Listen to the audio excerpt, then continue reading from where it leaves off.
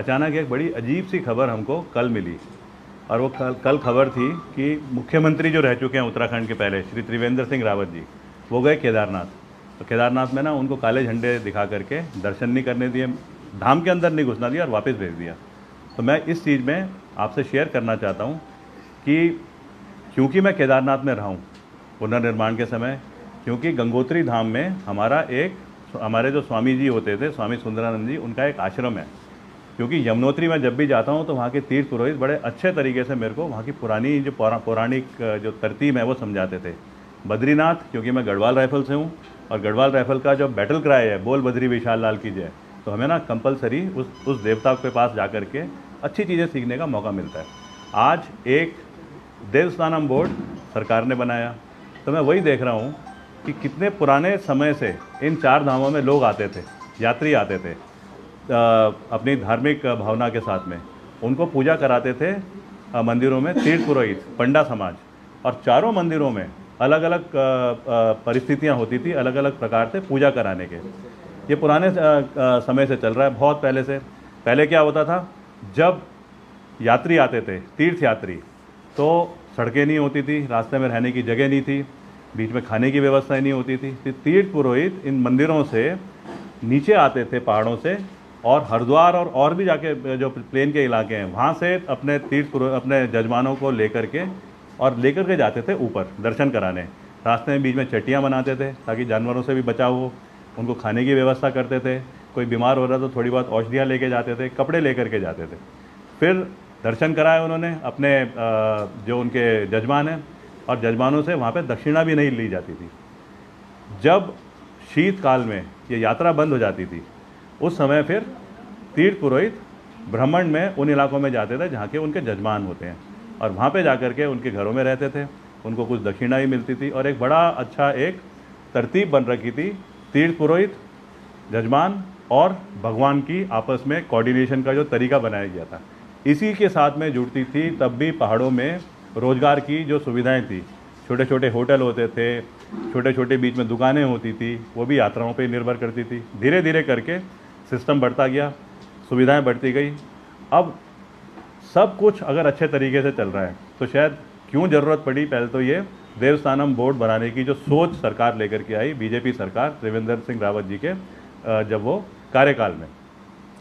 जिस दिन से देवस्थानम बोर्ड बना है उस दिन से, क्योंकि तीर्थ पुरोहितों से तो पूछा नहीं गया, तो उस दिन से ना उस पर हंगामा चल रहा है। हड़ताल में बैठे हैं तीर्थ पुरोहित।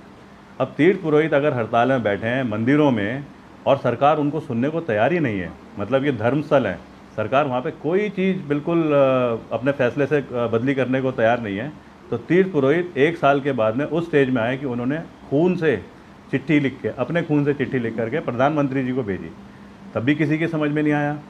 अब बचा इलेक्शन से पहले 3-4 महीने, 3-4 महीने में, क्योंकि उन्हें लगा कि कहीं हमारा बहुत बड़ा नुकसान ना हो जाए, सारी जनता खिलाफ हो रही है, जो व्यवसाय वाले हैं वो खिलाफ हो रहे हैं, क्योंकि वो भी जुड़े हैं साथ में ये देवस्थानम बोर्ड के जो डिसीजन जो सरकार ने लिए उससे।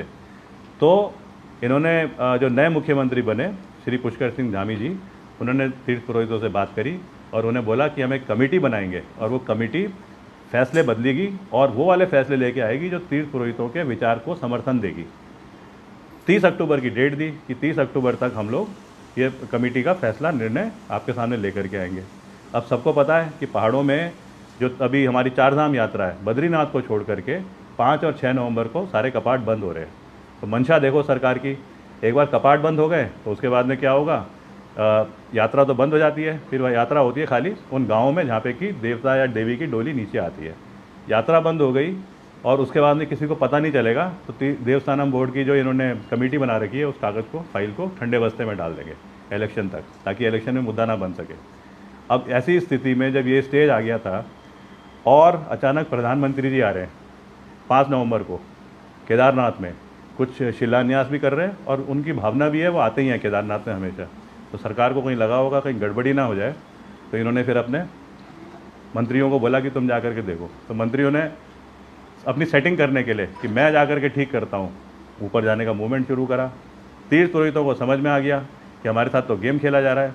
तो हमारे जो पूर्व मुख्यमंत्री हैं, जिन्होंने ये हीन सोच के साथ में देवस्थानम बोर्ड को अभी तक सपोर्ट कर रखा है कि गलत नहीं है, वो गए केदारनाथ। और क्या हुआ कि केदारनाथ में जो धाम है, एक मतलब इस तरीके का प्रकार है, नीचे से रास्ता है, उस धाम में अंदर घुसने के लिए जो पुल है, तीर्थ पुरोहित खड़े हो गए, काला झंडा लगाया और हाय हाय करी और अंदर नहीं घुसने दिया पुराने मुख्यमंत्री को।